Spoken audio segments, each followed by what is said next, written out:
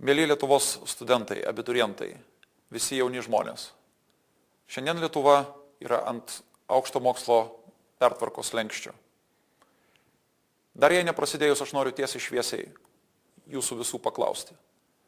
Ar jūs tikrai šiandien tenkina ta situacija, kur yra per dešimtmečius nuo senų gerų laikų susiklošiusi ir vis dar gyvuojanti mūsų moksle ir studijose?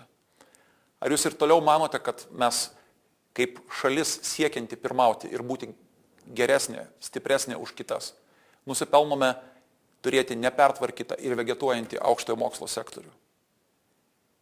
Jūsų pačių padarytos apklausos, jūsų daugelio nuomonė, sakote, kad jums akis bado menka studijų kokybė.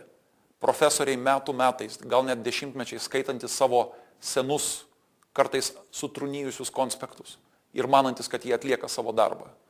Ar tai yra jūsų lūkestis? Ar tai yra tai, ko nusipelno mūsų universitetai ir kolegijos? Ar pagaliau tam turi būti išleisti šimtai milijonų mūsų mokesčių mokėtojų pinigų? Aš kaip ministras sakau ne.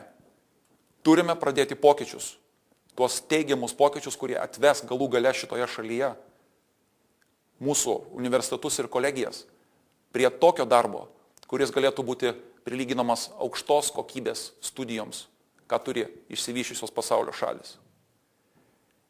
Studento krepšelis, kuris yra siūlomas su mūsų reforma, stato jūs, jaunus žmonės, į apsisprendimo centrą. Nuo jūsų pasverto sprendimo, nuo jūsų žodžio priklausys, kuris universitetas, kuris studijų programa ar kolegija gaus finansavimą.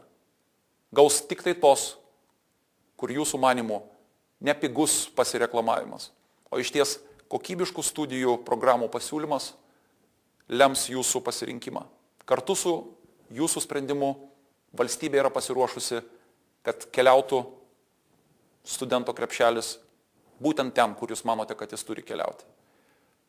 Su šiais pokyčiais nebejoju, kad tiek universitetai, tiek kolegijos labiau stengsis dėl jūsų, orientuosis į jūsų poreikius ir jūsų balsas bus stipresnis. Kad šitie pokyčiai įvyktų, reikia mūsų bendros talkos. Balsai aplink, bambantis, šaukiantis, yra normalios visuomenės bruožas, bet jie neturi nulemti sprendimų atidėjimo ar delsimo. Vardant pokyčių, kurių mes visi esame verti, kviečiu atvirai diskusijai, kviečiu dialogui betarpiškai bendraujant man pačiam, keliaujant per visą Lietuvą ar tiesiog virtualioje erdvėje, kur aš esu betarpiškai pasiekiamas.